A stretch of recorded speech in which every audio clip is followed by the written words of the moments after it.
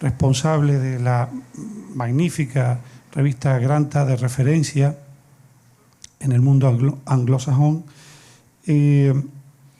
gran conocedora de la cultura hispana y, bueno, es una persona encantadora como usted, no hay más que verla, es encantadora. Y tendrá mucho que hablar sobre el tema de esta tarde. Y a la izquierda de Valerie está David Toscana, grandísimo escritor mexicano, ya ha estado aquí en La Palma en otras ocasiones, es un colegazo, como dirían mis alumnos, un colegazo nuestro ya, medio palmero. Y vamos a hablar lo tengo aquí, tengo la chuleta, dice, tiempos convulsos, el relato cultural del mundo. Bueno, yo me imagino que esto tiene que ver con lo que nos está pasando a todos. Pues aquí podemos hablar de lo que ocurre con el panorama que estamos ocupando cada uno en nuestros ámbitos respectivos. Después del estallido del COVID, pero hay otros muchos asuntos de los que podemos hablar, sobre lo que se entiende por cultura, por desarrollo de proyectos culturales. La cosa está complicada. Aún así, este festival ha demostrado que todo es posible, con una buena organización, con mucha responsabilidad por parte de los participantes, por parte del público y por parte de la organización. Yo creo que cualquier tipo de evento cultural es posible, incluso un festival como este. Creo que este es de los poquitos festivales, iba a decir que el único, pero no me atrevo, por si acaso, lo estábamos hablando el otro día, creemos que quizás sea el único festival literario que se ha celebrado después de todo este tinglado de la pandemia. Musicales los ha habido, seguro. De cine el de Venecia, pero literarios creo. Sí, presenciales, estamos hablando. Y antes de nada, pues, queremos darles las gracias a todos ustedes por venir y por estar aquí. Ustedes son el auténtico motor de este festival. Bueno, acabo, ya está. Mi función acaba aquí. Y ahora les tiro de la lengua, ya están todos, han ocupado sus asientos. Y vamos a empezar, ¿te parece que empecemos por Valerie Miles? Para poder contradecirte.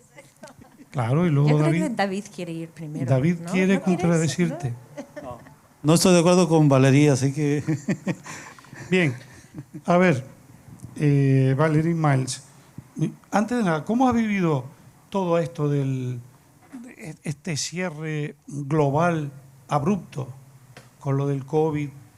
Tú como una persona que vive muy intensamente el mundo de la cultura, de la difusión cultural, ¿cómo has vivido esto? Bueno, a ver, ¿cómo se puede decir? Hay dos maneras, ¿no?, de vivirlo. Hay, evidentemente, desde el horror, o sea, de lo que está pasando, de saber la cantidad de gente que está muriendo, lo que está haciendo a lo largo del mundo, ¿no? Ver estos números de personas muriendo, sabiendo que estas personas están muriendo, además, muchos de ellos solos. Realmente es aterrador y es difícil, o sea, triste no es una palabra que es suficiente, ¿no? Lo cual abre todas las posibilidades del mundo para la literatura y la poesía. Por otra parte, evidentemente, los que somos escritores, traductores, pues una buena parte de mi trabajo ha seguido y incluso he tenido tiempo sin demasiadas interrupciones para terminar algunos trabajos que tenía pendiente.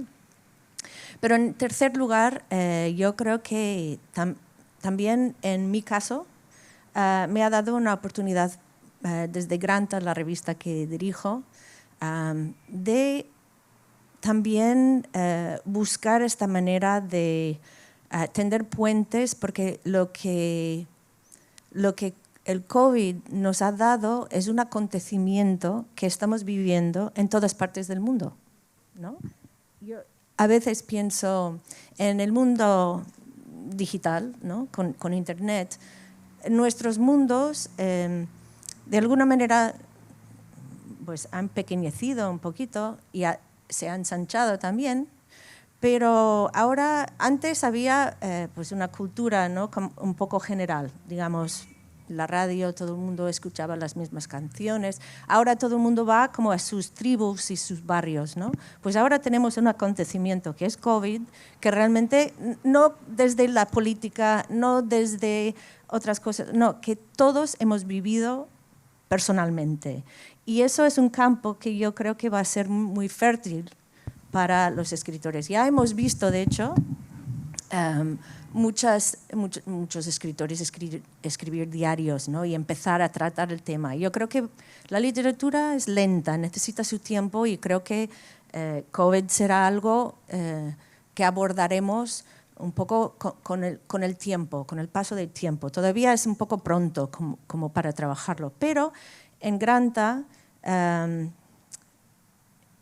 invité a un escritor de Mozambique que vive en Portugal, Gonzalo Tavares, que era un escritor muy querido por Saramago, por ejemplo, que estaba escribiendo un pequeño diario sobre el COVID. Lo estaba escribiendo para un periódico portugués. Pero de repente este diario, los ingleses de la revista, porque la revista original es en inglés, y yo soy la directora con Aurelio Major de la versión en español, los ingleses decidieron traducirlo y publicarlo en inglés. Entonces yo decidí traducirlo y publicarlo en español, pero también lo compartí pues, con unos peruanos, unos mexicanos, unos argentinos, y entonces de repente poco a poco a lo largo del mundo iba saliendo este diario, y era un diario más bien periodístico. Y la cosa que hace interesante el hecho de que era periodístico es que en realidad de lo que él estaba hablando en aquel momento podía ir a todos estos países y ser igual para todo el mundo, ¿no? Pero decidimos también añadir unas imágenes a lo que él estaba escribiendo desde afuera de lo que estaba pasando, porque él estaba, digamos, describiendo el objeto desde la perspectiva de alguien que no ha enfermado, ¿no? Y desde la perspectiva de todo el mundo que está viviendo esta experiencia. Pero escogí luego una artista de Barcelona que se llama Susana Pozo, que es una trabajadora en un hospital, y que ella estaba en primera fila, primera línea, viviendo el horror en persona, ¿no? Entonces me parecía muy interesante juntar estas dos perspectivas, la perspectiva de la persona que está fuera mirándolo como una noticia, que es la gran mayoría de nosotros, y alguien que estaba dentro con las imágenes que no fueron imágenes de COVID, sino todos simbólicas, todos asociativas, todos que daban una sensación de tristeza y de horror que ella estaba viviendo. Era muy interesante ver la diferencia entre lo que es la información de lo que está pasando y lo que es la experiencia de lo que está pasando, lo que es el texto y lo que es la imagen. Y bueno, pues esto lo hicimos durante unos 3 meses más o menos, hasta que ya un poco terminó bueno, al menos los confinamientos, ¿no? Pero bueno, invito a si alguien quiere ver este proyecto, está en el sitio web de Granta, cualquier persona lo puede mirar, es granta.com.es para España. Y yo creo que ahí es como un poco ¿qué podemos hacer al inicio, ¿no? Explorando ya, empezando a explorar esta experiencia colectiva y a través del arte. David, ¿y tú cómo has vivido? Bueno, no dejen de visitar Granta, es magnífica, una publicación magnífica de referencia a nivel mundial. David, ¿tú cómo viviste todos estos meses? Tú como creador, bueno, el otro día en una entrevista en El País decía Daniel Barenboim que a él le había venido muy bien, dentro de lo que cabe, ¿no? Porque por primera vez en muchos años había tenido un parón en seco y había podido estudiar y trabajar de otra manera en su casa. ¿Cómo fue tu caso y cómo crees que va a ser tu vida a partir de ahora, en cuanto salgas de esta burbuja maravillosa de La Palma? Buenas tardes a todos y gracias por estar aquí.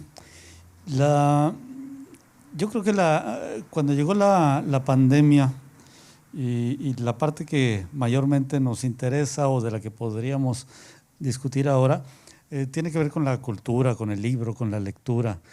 Y todo esto no necesitaba una pandemia para ya estar bajo ataque, para ya estar sufriendo un virus. La propia lectura, cualquier editor lo sabe, los libreros lo saben, que por ahí hay un virus que ha estado poco a poco matando el libro, la lectura. El virus mayormente se llama televisión, se llama Netflix, se llama todo eso que le roba el tiempo a la gente sin darle nada a cambio. Porque por supuesto que la lectura nos roba el tiempo, pero no es un robo en despoblado, es un robo donde a cambio te da otra cosa. Y ya lo veíamos venir. De hecho, cuando llega la pandemia, hasta lo vimos con esperanza. Dijimos, la gente se tiene que quedar encerrada en su casa. ¿Y qué va a hacer? Pues va a leer. Vamos a aprovechar todo este tiempo. Vamos a crecer durante la pandemia. Y las estadísticas nos decían generalmente otra cosa, que las librerías, que las editoriales vendían la mitad de los libros y que Netflix estaba triplicando no sé cómo se llama esto porque yo no tengo las audiencias o no sé, audiencia, o las suscripciones. Suscripciones o lo que sea.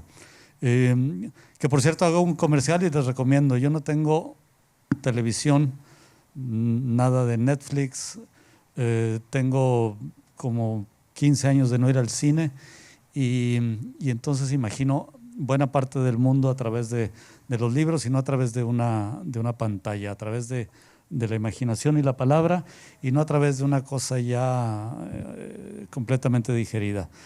Bien, entonces entramos a esta pandemia con esperanza y se fue perdiendo poco a poco. Nosotros decíamos, ¿cómo es posible que solamente unas cuantas personas hayan decidido crecer durante la pandemia y otros simplemente se sentían como leones enjaulados? Leíamos estas crónicas de la pandemia que a mí me parecían muy banales de gente que decía, ay, estoy encerrado y no puedo salir a un bar. Pues aguántate, o sea, somos una generación demasiado mimada.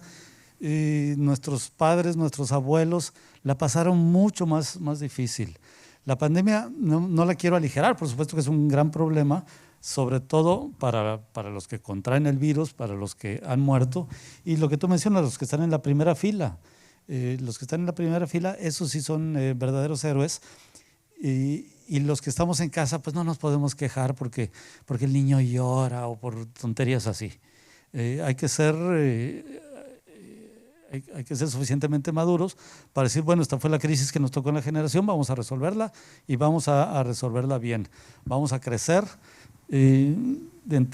además de leer y avanzar muchísimo en mi novela, dije, pues voy a aprender a tocar guitarra. Y ya me salen algunas. Lo que me sorprende es que no supieras tocar la guitarra antes de la pandemia. Antes de la pandemia, sí, pero son esas cosas que uno va posponiendo. Y entonces, pues cuando comienza la pandemia, cuando nos mandan recluir y hablan de 15 días, primero se habló de una cuarentena de 15 días, parecía que la cosa se iba a resolver, pero de pronto empezamos a ver que esto puede ir para largo y más que nada lo que nos empieza a meter presión es lo económico. Y esto es lo que empieza a hacer que los mismos gobiernos quieran romper todas las reglas porque hay que agilizar la economía.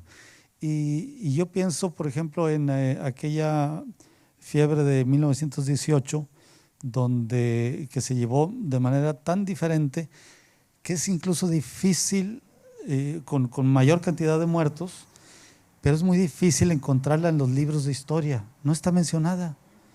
Uno ve la época de la Primera Guerra Mundial y bueno, hay batallas, hay un montón de cosas, pero no existe.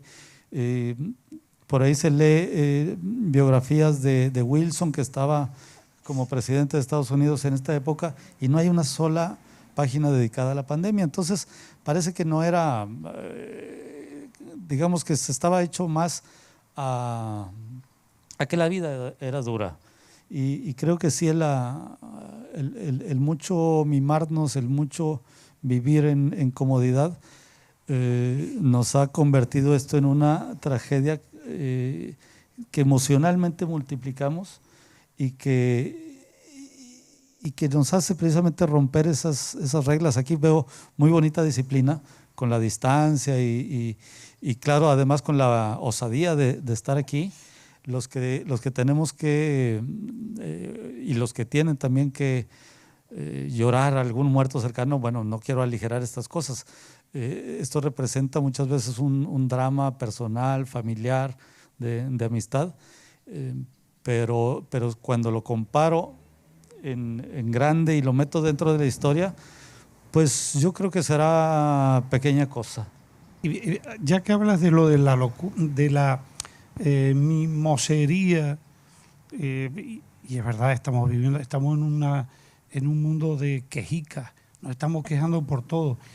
Antes llegabas al aeropuerto y se ralentizaba la salida de los aviones y ya la gente se quejaba: "Oye, esto no puede ser, el avión va a salir 10 minutos más tarde", ¿no? Es una cultura de la queja, de los quejosos. Pero ustedes no han percibido, o quizá a lo mejor es una cosa mía, que la gente también se ha trastornado un poco. ¿No tendrá que ver con esto el confinamiento y las medidas estrictas que hay que cumplir por el bien de todos, ¿no? Todas esas estatuas que han tirado en los Estados Unidos, decapitando estatuas, tiraron una estatua de Cervantes, bueno, de cualquier personaje que tuviera algo que ver a raíz de lo de la muerte del ciudadano afroamericano en Estados Unidos. ¿Ustedes no perciben eso de que hay un poco de locura colectiva en todas partes? Sí, clarísimamente hay.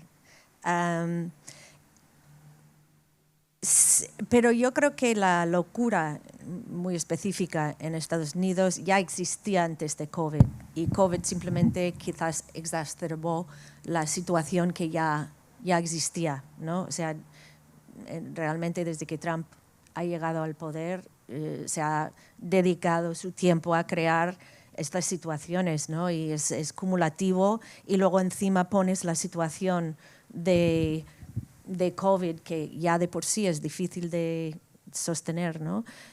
Para una familia, el tema también económica, ¿no? Yo viviendo aquí, o sea, siendo de Estados Unidos y viviendo en España, yo tuve la oportunidad de ver las diferencias de cómo las sociedades se enfrentaban, ¿no? al hecho. Y tengo que decir que yo me quedé absolutamente maravillada por cómo en España la gente actuaba como un colectivo de verdad. O sea, realmente lo hacía, al menos en nuestro barrio en Barcelona, la gente seguía a pie de la letra, quizás algunos jóvenes, pero los jóvenes siempre son petulantes, no son jóvenes. Pero, no sé, en España se hizo muy bien. La gente seguía, ¿no?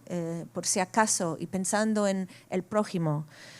En Estados Unidos ha sido un caos, un verdadero caos. Y yo es curioso porque yo creo que hablando de cómo vamos a tratar el tema del COVID en el futuro desde el arte, desde la literatura, repito, lo que a mí me pareció muy interesante entre esta conversación entre una persona que estaba en primera fila y una persona que estaba lejos. Porque en los medios de comunicación, si nos damos cuenta, es que en realidad imágenes duras de COVID no hemos visto muchas. Me da la sensación de que hay una especie de omertà internacional en los medios de comunicación para no enseñarnos las fotos duras desde dentro, ¿no?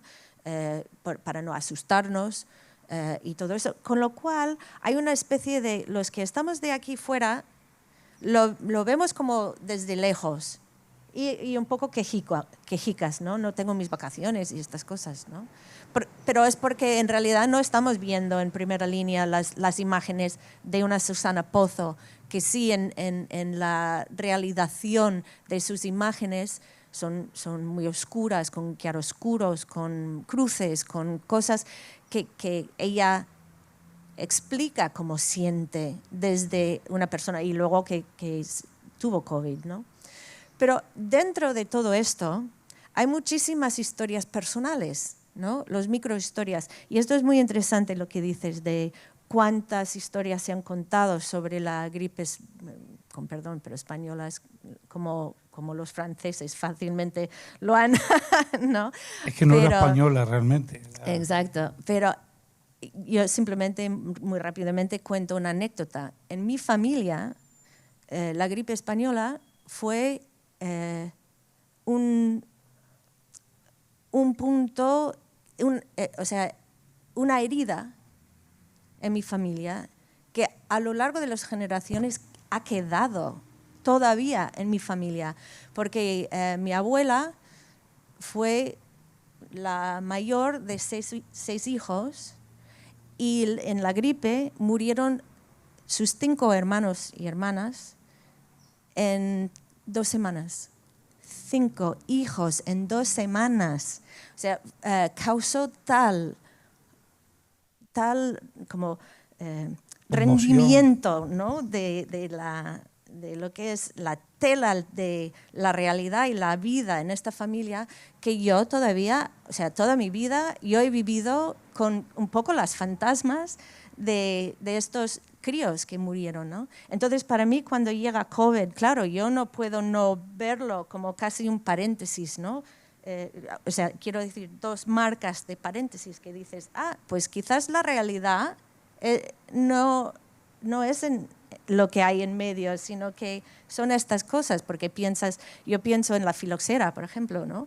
Básicamente es lo que nosotros como animales, o como las plantas, como los animales, pues viven estas cosas, ¿no? Que de repente pasa una plaga y mata, pues es lo que estamos viviendo. Eso, desde luego, si tú no lo estás viviendo, es que no es difícil de entender las secuelas que puede tener en una familia.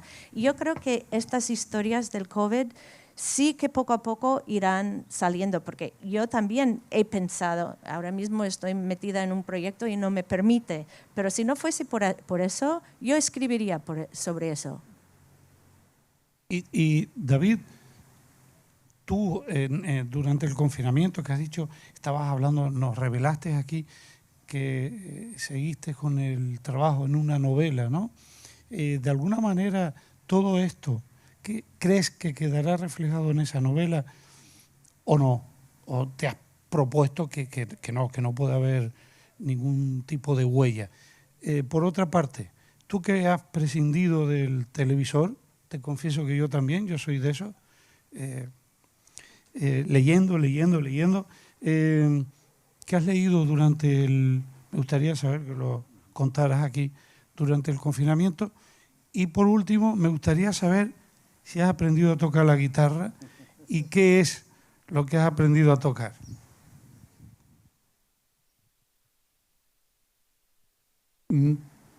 Creo que, antes que nada, tengo que decir que los creadores artísticos, sea escritores, pintores o cualquier persona que ya de por sí trabajaba en casa, el día que nos dicen te tienes que encerrar en casa, no notamos la diferencia. Entonces, por supuesto que hay un privilegio que tenemos nosotros. Mi mujer me decía, tú solo sabes que hay confinamiento porque no me ves salir. Y entonces, pues efectivamente salgo poco de casa y el confinamiento no me afecta mucho. Y veo que hay grandes diferencias entre cómo le afecta a la gente según el espacio en el que vive. Algo tan sencillo como tener balcón se convirtió en cosa muy importante y bueno, los metros cuadrados que podemos tener, cómo se distribuye la familia, hay muchas cosas que afectan el cómo se puede vivir este confinamiento y por eso leímos muchas crónicas durante y seguimos leyendo crónicas de cómo vive cada quien la pandemia. Entonces, en mi caso, yo había comenzado una novela. Las novelas, aunque siempre trabajo en casa, siempre hay algún motivo para salir. Ahora, afortunadamente, estamos en La Palma, pero yo recién publiqué un libro con Ediciones Candaya, que aquí están mis editores, saludos. Olga y Paco están por ahí, sí. Y por supuesto teníamos planeado, bueno, visitar varios lugares, presentarlo en librerías, centros culturales y demás. Y entonces esto siempre interrumpe el trabajo. Y el trabajo no solo se interrumpe porque uno se va 1 o 2 días, sino que cuando regresa tiene que volver a recuperar un estado de ánimo creativo, volver a sintonizar la novela, volver a vivir con los personajes. No es simplemente regresar y retomar el trabajo, no. Hay un proceso de rehabilitación cada vez que se interrumpe el trabajo. Entonces, en ese sentido, este tiempo sin interrupciones ha sido el más creativo de mi vida. Por suerte, la novela que estoy escribiendo tiene mucha relación con la novela rusa, que es mi novela preferida, y entonces he estado leyendo y sobre todo releyendo a todos estos grandes escritores rusos que van desde Pushkin a todos los que después durante el comunismo llegaron a sufrir persecuciones, ejecuciones, que mandaban a campos de trabajos forzados, gulags. Entonces, más o menos voy desde Pushkin hasta Solzhenitsyn, porque la novela ocurre en 1971. Tú me preguntabas si algo tenía que ver. No puedo meter la pandemia. En el 71 ocurren otras cosas que Pero de alguna manera, no sé, sí. con nuestras sensaciones de vulnerabilidad, sí. no sé. Creo que no. Y en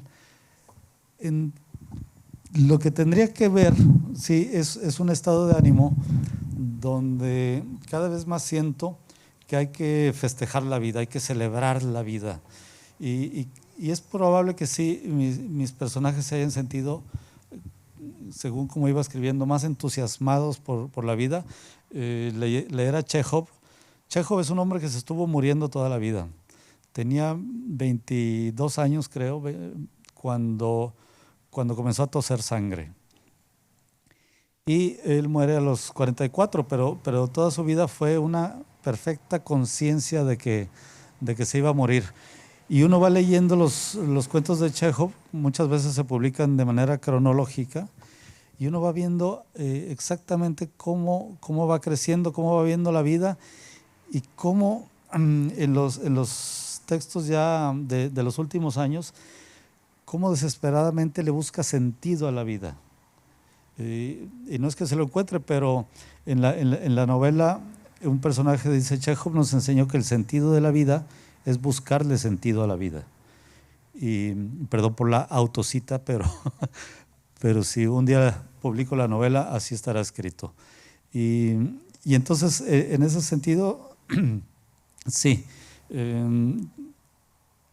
siempre había sentido que, y por eso me gusta mucho el vino, veo muy cercana la idea de beber vino y celebrar que estamos vivos.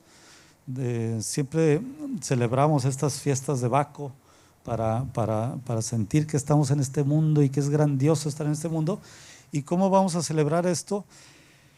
Pues no solo bebiendo, porque entonces sí no nos va a ir tan bien en la vida, pero creo que el libro tiene mucho de este festejo. Creo que un buen vaso de vino, un buen libro y buena compañía es lo mejor que le podemos pedir a la vida. Y entonces en esta pandemia y después, y ojalá también antes y siempre, los libros nos acompañen. Me estoy saltando deliberadamente la pregunta de la guitarra porque hablando de rehabilitación, tengo que pasar por una rehabilitación manual porque si los dedos no se han movido en 50 y tantos años, son demasiado torpes para de veras poder presumir algo todavía. No sé. Pero lo haré.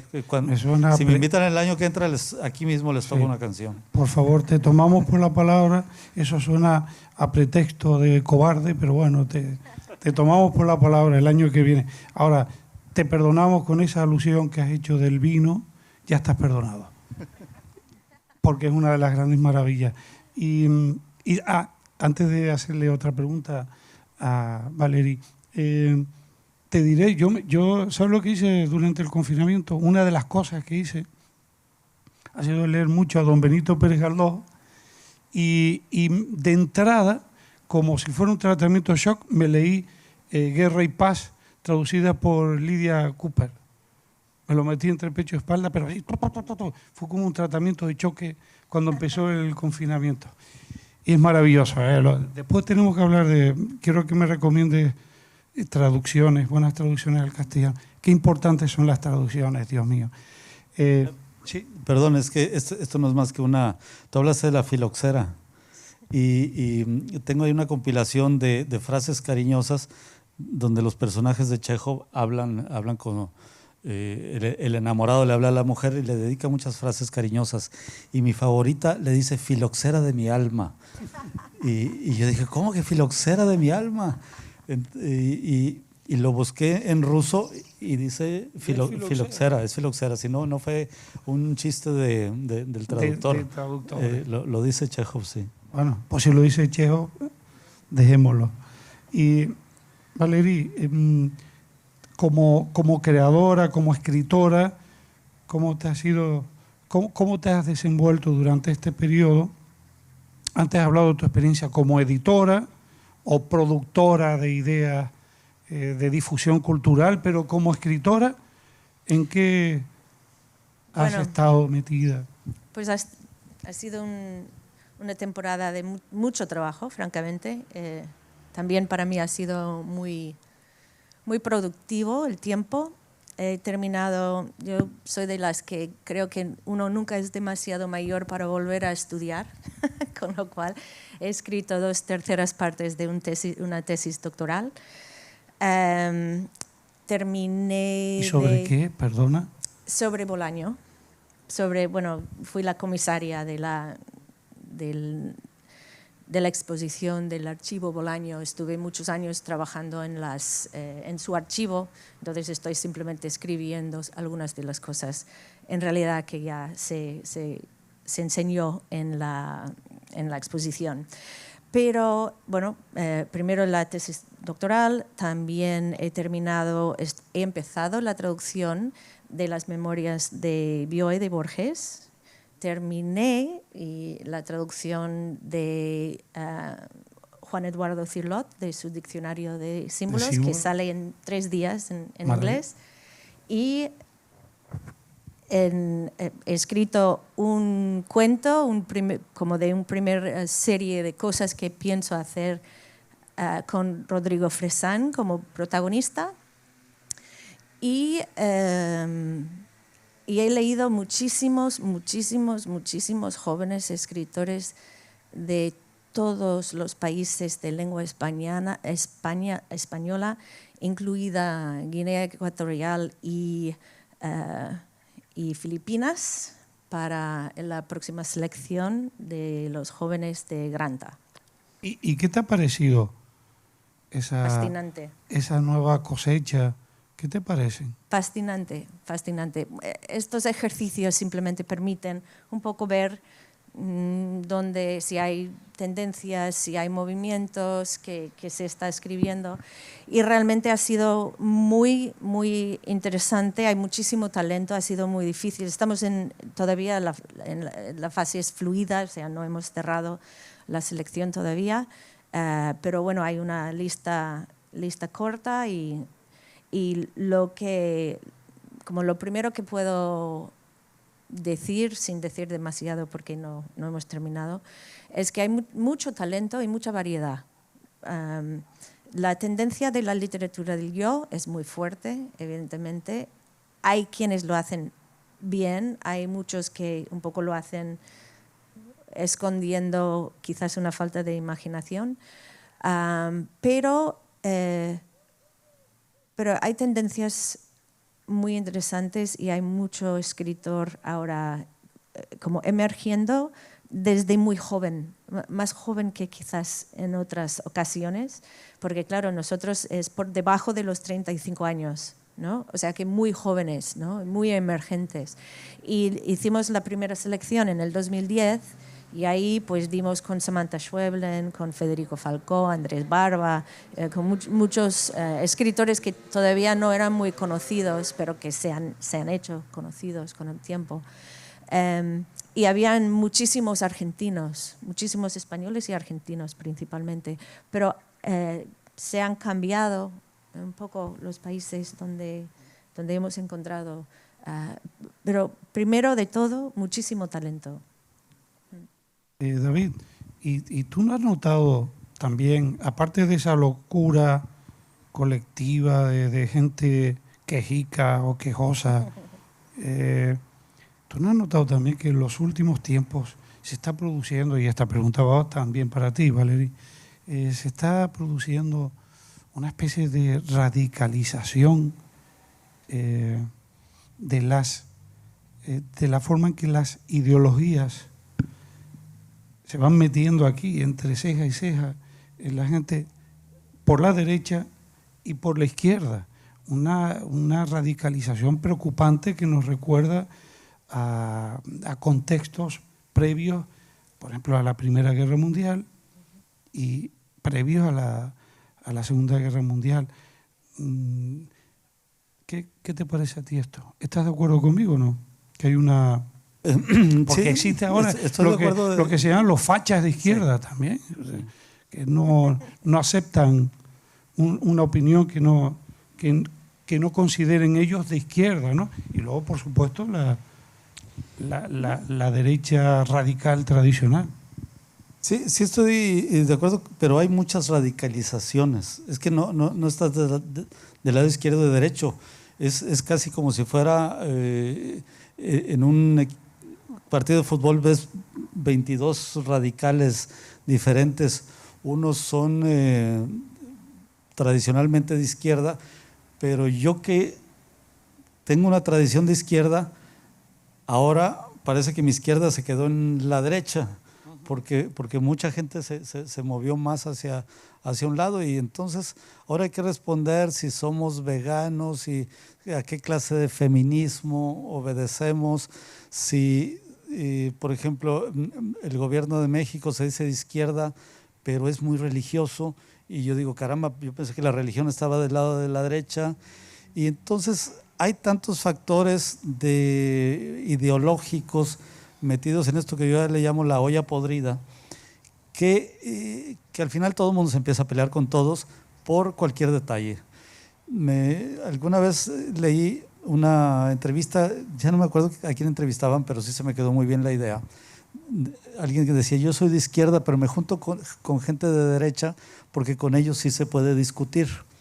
Y lo veo que sí, que la gente de derecha tendrá sus ideas, pero la gente de izquierda se ha radicalizado más. Y entonces, esto creo que mucho tiene que ver con, bueno, nos cayó el virus cuando creíamos que el mundo se iba a acabar, pero porque Greta nos decía que algo había en en el aire, ¿no?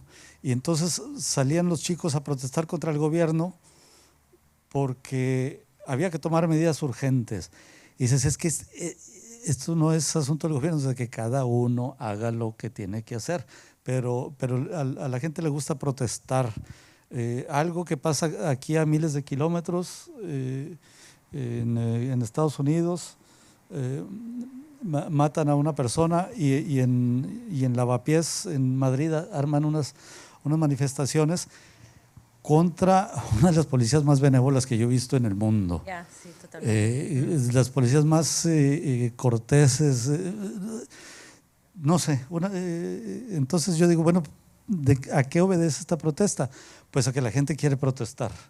Y como de pronto no hay graves problemas, se vive en una democracia, no en una dictadura, entonces empezamos a buscar estas pequeñas dictaduras, estas pequeñas inquisiciones. Nos empezamos a convertir en torquemadas electrónicos que de pronto… sí, pero… no sé qué dice un escritor y de pronto 1 millón de personas dicen no lo vamos a leer. ¿Por qué? Porque no opina igual que yo. O sea, y yo tengo que decir, ahora que leo la literatura rusa, lo mucho que he aprendido de ella, no solo…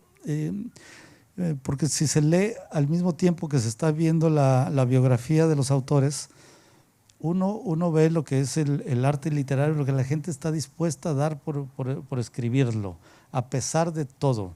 Y esto te lo digo porque si hubo un momento de radicalización estatal, fue durante el comunismo. Y tú ves lo que hacía Anna Akhmatova, lo que hacía Isaac Babel, que le terminan pegando un tiro en la cabeza, lo que hacía Boris Pilnia, que le acaban pegando un tiro en la cabeza, lo que hacía Mandelstam, que terminan matándolo de frío en un campo de trabajos forzados.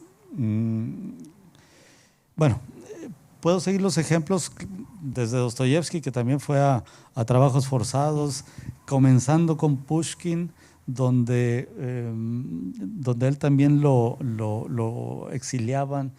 Y entonces, toda esta literatura siempre se ha enfrentado a un poder radical. Ahora, cuando el poder no es radical, los que nos empezamos a radicalizar somos nosotros, como si quisiéramos una dictadura. En México ya la tenemos. En México hoy el presidente le llamó a los escritores unos vividores que deberían de pedir disculpas al pueblo. Pues no sé, pero en México vamos hacia esta dirección. Viste el otro día en la conexión con nuestros amigos escritores que están allá en México y se quejaban de eso, lamentaban la deriva hacia una especie de confrontación por parte del gobierno hacia el mundo de la cultura, especialmente hacia el mundo de los escritores. Entonces, nuestra función como seres humanos en la vida es disfrutar de la libertad y no tratarle de estar imponiendo a todo mundo un régimen totalitario por lo que sea. Claro que hay causas a las que tenemos que afiliarnos y luchar por ellas, pero hay que tener muchísimo cuidado con las lapidaciones por Twitter, con todas estas conciencias que se forman con 140 caracteres. 140 caracteres sirven para insultar, nada más, no sirven para generar una idea en la cabeza. Las ideas están en los libros. Si queremos saber qué creemos, si queremos conocernos a nosotros mismos, están los libros, la reflexión y el diálogo con los compañeros, no el Twitter ese que tanto daño hace. Sí, yo iba a decir, yo creo que justamente leemos para ser desafiados, ¿no? O sea, no quiero leer una novela que solo me dice lo que ya sé, lo que yo pienso. O sea, y por eso entonces, ¿para qué la traducción? ¿No? O sea, realmente la literatura existe para que ampliamos la forma de pensar, de que vivamos como otras personas un rato para que entendamos las vidas de pues, una persona en un campo de concentración, o que entendamos también lo que es ser exactamente lo opuesto a lo que soy. Eso es lo que la literatura pretende, yo creo. No es para, evidentemente, para que disfrutamos, pero no siempre. No siempre quiero leer para disfrutar. Quiero leer para sentir, para estar incluso mal. Porque si no, es como pensar, ¡ay, qué felices somos! ¿No? Es que el mundo no es siempre feliz. El mundo también es duro. Y hay gente que vive en cosas y sufren. Y yo quiero entender lo que es eso. Y entonces, bueno, puedo o vivirlo o leerlo. Y prefiero leerlo, evidentemente, si es posible. Pero así al menos tenemos esta experiencia. Y yo recuerdo, leí no hace mucho, o volví a leer, no hace mucho, el primer, el discurso de Mario Vargas Llosa en la apertura de su catedrático, que es, él dice que desgraciadamente son los momentos convulsos, o sea, son los momentos difíciles cuando son los mejores momentos para la literatura. Son cuando los escritores realmente tienen por dónde entrar y escribir y como divagar y buscar. Así que yo estoy de acuerdo. O sea, la literatura no es para que estemos todos felices y con sonrisas. La literatura es para que sentimos, para que nos desafiamos a sentir, incluso cosas que no son agradables, porque así es la vida. Nada más un pequeño detalle. La mesa pasada, por ejemplo, nosotros tuvimos un desacuerdo. No me digas que me vas a discrepar, no puede ser. No, ahora no, pero la vez pasada sí. Y algunas personas se inquietaban así como si nos hubiéramos enemistado o algo, pero todo lo contrario, yo creo que ahora somos más amigos porque la parte del mundo del intelectual no es la intolerancia, al contrario, es el encuentro de ideas y el desencuentro de ideas. Y entonces esto lo disfrutamos más que estar siempre, pues sí, opino igual que tú, pues sí, te doy la razón, pues sí, no sé qué, entonces no sale nada de ahí. Pero ahora precisamente porque tenemos opiniones diferentes, más ganas nos dan de irnos a tomar una cerveza juntos. ¿Verdad que sí? Sí. Un vino, David, un vino. El vino blanco, un vino. El vino blanco de La Palma, recomendable. Creo que es el mejor vino blanco de España, yo creo. Pero bueno. En México arreglamos estas diferencias con tequila. Y yo estoy un poco defraudado porque yo esperaba que ustedes se ensarzaran aquí a discutir. Ay, que sí, que íbamos a... Sí, bueno, Pero si puedo decir algo, sí, rápidamente, y es algo feliz. Quiero decir que el otro día, escuchando a Olga, yo pensé que qué maravilla de que tienes una editora que habla así de tus libros y que, o sea, el amor y la pasión que siente por sus escritores, a mí me impresionó mucho. Así que a mí también, porque en Alfaguara nunca sentí ese cariño. Seguramente que no. Me contaba el otro día, Valerie, una anécdota de cuál era el verbo que confundía, que tú decías que... Ah, sí, de dilatar y delatar. Delatar sí, y dilatar, que hablas el castellano perfecto. Hombre... Hago lo que puedo. No, hoy estás en compañía a veces es difícil estar delante de gente y... yo creo que nos hemos ido quedando perfectamente con una idea de quiénes son nuestros invitados.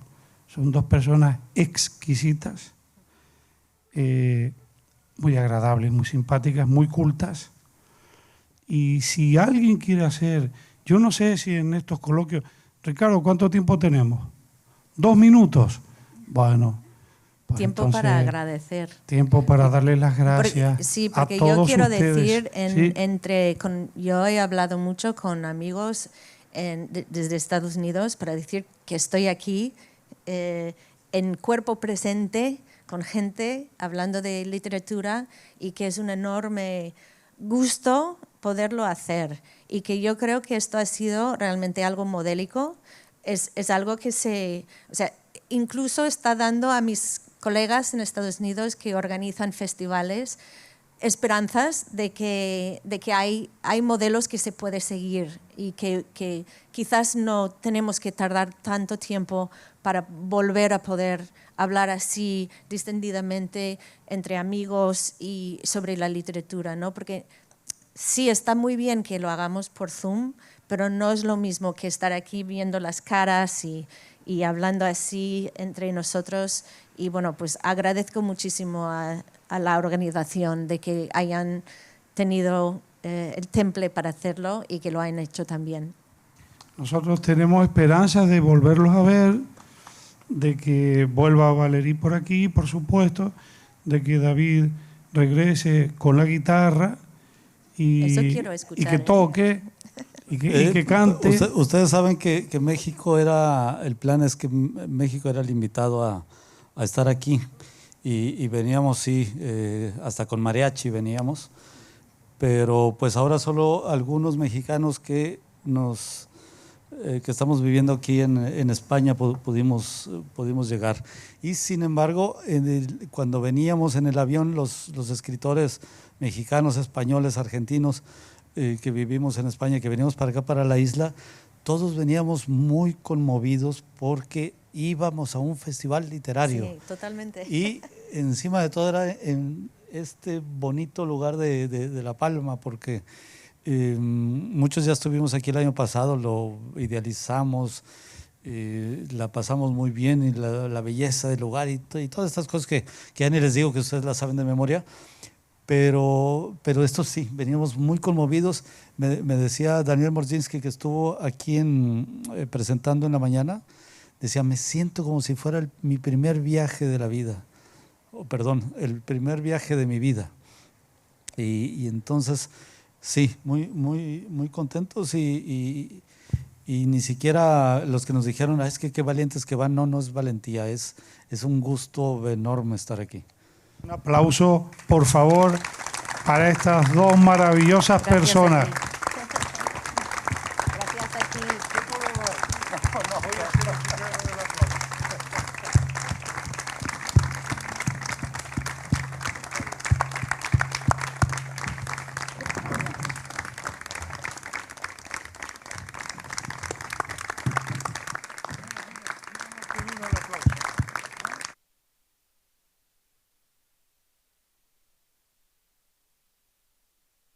Gracias.